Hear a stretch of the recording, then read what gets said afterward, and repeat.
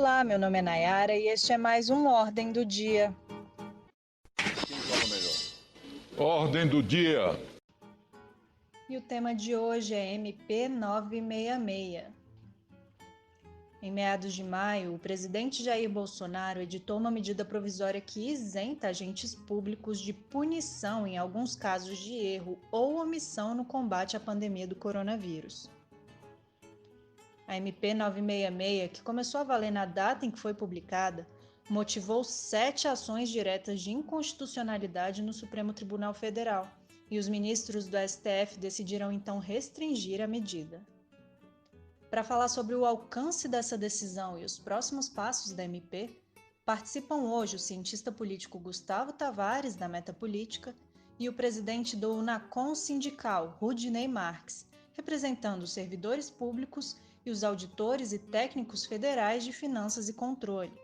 O Rudinei é graduado em processamento de dados, é bacharel em ciências contábeis, também é licenciado, bacharel, mestre e doutor em filosofia. Além disso, ele é especialista em contabilidade, auditoria e finanças governamentais. E atualmente ele é auditor federal de finanças e controle do Ministério da Transparência, Fiscalização e Controladoria Geral da União. Agora que você já sabe um pouco mais sobre nossos convidados, vamos entender melhor a proposta. Gustavo, explica pra gente o conteúdo da MP 966. Essa MP é bastante curta e direta. Em apenas 4 artigos, ela traz algumas condições para que um agente público possa ser punido por ação e omissão em atos relacionados com a pandemia da Covid-19. Então, para entender, vale a pena consultar cada item. Vamos lá. Em primeiro lugar, ela determina que os agentes públicos somente poderão ser responsabilizados nas esferas civil e administrativa se agirem ou se omitirem com dolo ou erro grosseiro pela prática de atos relacionados, direta ou indiretamente, com medidas de enfrentamento da emergência de saúde pública decorrente da pandemia ou também com medidas de combate aos efeitos econômicos e sociais dessa pandemia. Em outras palavras, agentes públicos atuantes, tanto no combate à doença como no controle aos efeitos dela, só podem ser responsabilizados pela Justiça por erros grosseiros ou omissão deliberada, intencional durante sua atividade. O texto diz ainda que a responsabilização pela opinião técnica não se estenderá de forma automática ao decisor que a houver adotado como fundamento de decidir. Na prática, isso quer dizer que um agente público que tenha cometido erro baseando-se em opinião técnica não pode ser responsabilizado automaticamente por isso. A responsabilização só se configura em 2 casos. Primeiro, se houver elementos suficientes para o decisor identificar o dolo, quer dizer, a intenção ou o erro grosseiro da opinião técnica, e, segundo caso, se houver conluio entre os agentes. O trecho seguinte reforça: o mero nexo de causalidade entre a conduta e o resultado danoso não implica responsabilização do agente público. O artigo 2º descreve o que seria um erro grosseiro. Abre aspas, erro manifesto, evidente e inexcusável, praticado com culpa grave, caracterizado por ação ou omissão com elevado grau de negligência, imprudência ou imperícia. Fecha aspas. Por fim, o 3º artigo descreve os 5 elementos a serem considerados na análise da ocorrência de erros grosseiros, que podemos considerar como atenuantes. São eles: os obstáculos e as dificuldades reais do agente público, a complexidade da matéria e das atribuições exercidas pelo agente público, a circunstância de incompletude de informações na situação de urgência ou emergência, as circunstâncias práticas que houver imposto limitado ou condicionado à ação ou à omissão do agente público e o contexto de incerteza acerca das medidas mais adequadas para o enfrentamento da pandemia da Covid-19 e das suas consequências, inclusive as econômicas. O 4º e último artigo apenas formaliza que a medida entre em vigor na data de sua publicação, mas essa é uma característica das medidas provisórias, que, lembramos, deve ser apreciada em até 120 dias pelo Congresso Nacional, para que se torne uma lei. Do contrário, perderá a eficácia. Rapidamente, alguns parlamentares reagiram contra essa medida, não é? Sim, no dia seguinte à publicação da MP 966, alguns senadores da oposição reagiram para tentar inviabilizar a medida. O senador Randolfo Rodrigues, da Rede do Amapá, por exemplo, junto com a bancada do Cidadania, apresentou um requerimento para que a MP fosse imediatamente devolvida ao governo. Na prática, a devolução tira a validade da medida e o Congresso não pode mais votar aquele texto. Segundo as informações veiculadas pela Agência Senado, Randolfo Rodrigues argumentou que, ao limitar a responsabilidade do servidor às hipóteses de dolo ou culpa grave, a MP está restringindo o alcance do texto constitucional, que estabelece a responsabilidade pessoal, quer dizer, subjetiva do servidor, ao permitir a ação regressiva do Estado. O senador considera que a medida ofende os princípios da eficiência e da moralidade administrativas, uma vez que admite que o servidor não deve responder por culpa leve ou média nas ações de enfrentamento ao coronavírus. Como foi dito na abertura do programa, o Supremo Tribunal Federal julgou 7 ações diretas de inconstitucionalidade com pedido de medida cautelar contra a MP 966. Entre os autores das ações estão os partidos Cidadania, PDT e Rede. A alegação principal das ações é de que a medida contraria a previsão de responsabilidade civil objetiva do Estado e por isso seria inconstitucional. Ou seja, o argumento é de que o poder público é responsável por ações e omissões dos agentes públicos no exercício da profissão, independentemente de culpa ou da intenção de causar dano. O Supremo terminou o julgamento a respeito da MP 966 no dia 21 de maio. O que ficou decidido? No julgamento, os ministros decidiram manter a validade da medida provisória 966, mas limitaram seu alcance.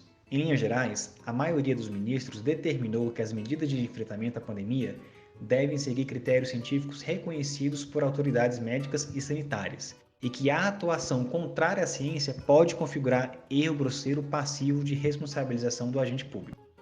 Dos 11 ministros do Supremo, 9 votaram a favor da restrição. O ministro Marco Aurélio foi o único a divergir, mas votou pela suspensão integral do texto da medida provisória. O ministro Celso de Mello não participou do julgamento. Segundo a interpretação do STF, erro grosseiro e, portanto, passível de punição, conforme previsto na MP, são os atos que atentem contra a vida, a saúde e o meio ambiente, praticados sem que o agente público tenha seguido critérios técnicos e científicos de autoridades com reconhecimento nacional e internacional. Então, os agentes públicos que cometerem erros ou omissões nestes termos podem sim ser responsabilizados civil ou administrativamente por seus atos. Na votação, o ministro Alexandre de Moraes e a ministra Carmen Lúcia votaram pela suspensão do trecho que se refere a medidas de combate aos efeitos econômicos e sociais da pandemia. Eles consideraram que as regras de responsabilização do poder público e de seus agentes já estão previstas na Constituição, mas Alexandre de Moraes e Carmen Lúcia foram minoria nesse ponto. O Unacom Sindical requereu ao STF o ingresso na condição de amicus curiae na ADI 6.421 da Rede Sustentabilidade, que questiona dispositivos da MP 966.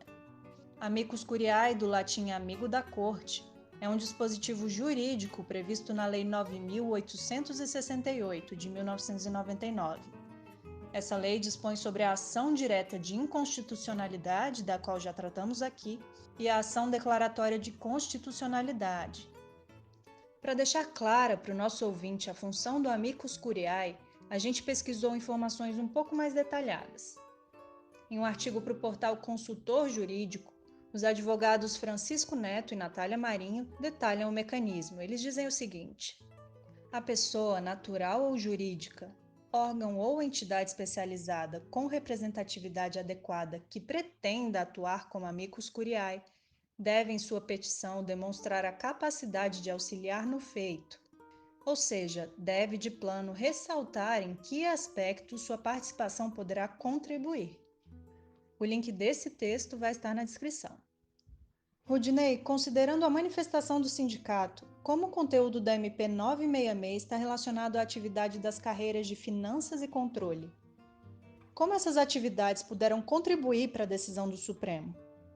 O Unacom Sindical se manifestou duramente contra a MP 966, justamente porque a carreira que representamos atua na Controladoria Geral da União, o principal órgão do Executivo Federal no combate à corrupção. A CGU já realizou diversas operações para evitar o desvio de recursos destinados ao enfrentamento do novo coronavírus, operações que vão desde a detecção de superfaturamento na aquisição de equipamentos de proteção individual, desvio na compra de medicamentos e insumos, irregularidades na aquisição de respiradores, fraudes na concessão do auxílio emergencial, dentre outros problemas.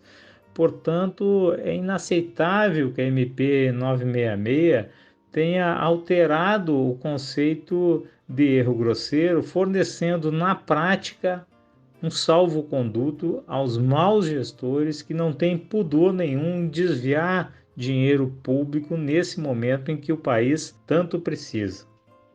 Na petição, o NACOM ressalta que a MP 966 repete dispositivos já previstos em lei. Que dispositivos são esses e como eles se aplicam? A MP 966 trata de critérios que devem ser considerados para fins de responsabilização de agentes públicos por ação e omissão em atos relacionados com a pandemia da Covid-19. Na verdade, ela repete diversos dispositivos já previstos no Decreto 9830 de 2019, que regulamentou a Lei 13655 de 2018, responsável por alterar a Lei de Introdução às Normas do Direito Brasileiro, a LINDB. Na prática, o que a MP 966 faz é alterar o conceito de erro grosseiro, trazendo atenuantes à conduta dos gestores. Então, pelo artigo 3º, na ferição da ocorrência do erro grosseiro, deveriam ser consideradas as circunstâncias de incompletude de informações na situação de urgência ou emergência, ou mesmo o contexto de incerteza acerca das medidas mais adequadas para o enfrentamento da Covid-19. Nós podemos pensar, por exemplo, no presidente da República, que tem constantemente prescrito a cloroquina ou a hidroxicloroquina como um medicamento hábil ao tratamento das infecções, o que a comunidade científica tem rechaçado. Ora, se estivesse valendo estritamente os termos da MP 966, tanto o presidente quanto o ministro da Saúde poderiam se valer da medida provisória para se eximir de responsabilização. O que o STF disse de forma muito objetiva é que isso não será tolerado, porque deverão ser observadas as normas prescritas pela Organização Mundial de Saúde. Então, essa tentativa de eximir gestores pela irresponsabilidade na condução do enfrentamento da pandemia não poderá lançar mão desse expediente que já foi rechaçado pelo STF. Por causa da pandemia, muito se fala em trabalhadores na linha de frente do combate ao coronavírus. Pela natureza do trabalho, podemos dizer que os servidores públicos estão sempre na linha de frente, seja na área da saúde, da segurança, da educação. Sendo assim, Rudinei, qual é a importância de haver mecanismos para resguardar aqueles servidores que, em sua atividade, lidam direta ou indiretamente com vidas? E que limites devem ser observados? São servidores públicos, de fato, que estão na linha de frente do combate ao coronavírus. Nós podemos pensar em todos os profissionais do SUS que estão no fronte de batalha, mas também na assistência social, na pesquisa ou na segurança pública. E são servidores que estão também na retaguarda, como na Receita Federal, sem a qual não se faz o desembaraço aduaneiro de medicamentos, insumos e equipamentos na área da saúde, ou os auditores da CGU que zelam pela correta destinação dos recursos públicos. Os diplomatas também têm um papel importante na repatriação de tantos brasileiros que ficaram extraviados no exterior. Enfim, o serviço público está tendo e terá um papel fundamental, inclusive na recuperação econômica do país. Portanto, o governo ele deveria, em todos os entes federados, se esforçar para proteger esses servidores, né? Mesmo quando se fala em retorno das atividades presenciais, o governo deveria ter muita cautela em fornecer todos os equipamentos de proteção individual, a readequação dos locais de trabalho, um plano de contingências que possa garantir ao serviço público continuar exercendo a sua nobre missão. Gustavo, caso não haja nenhuma interferência no andamento da MP 966, o que se pode esperar da discussão dessa matéria no Congresso? Como o STF já se manifestou sobre esse ponto, é possível que as principais resistências dos parlamentares tenham sido reduzidas. Quer dizer, como o poder responsável por analisar a constitucionalidade da matéria já se pronunciou, as divergências ainda existentes deverão ser apenas de cunho político, não mais propriamente constitucional. Isso não quer dizer que não haverá votos contrários. Certamente, muitos partidos ainda votarão contra a MP 966. mas a resistência deve ser menor dentro do Congresso e a matéria deve ser aprovada sem grandes dificuldades. Com a análise do Gustavo, a gente encerra mais um Ordem do Dia. Se você teve dúvidas ao longo do programa ou tem alguma sugestão de mudança, de tema ou até mesmo de convidado para o podcast, fale com a gente. Todas as nossas redes sociais estão abertas para o público. No Twitter, no Facebook e no Instagram, você vai nos encontrar como Metapolítica BR. Compartilhe esse conteúdo a quem possa interessar e acompanhe nossas publicações. Obrigada aos convidados Gustavo Tavares e Rudinei Marques pela contribuição com o nosso conteúdo. A você, obrigada pela audiência e até a próxima.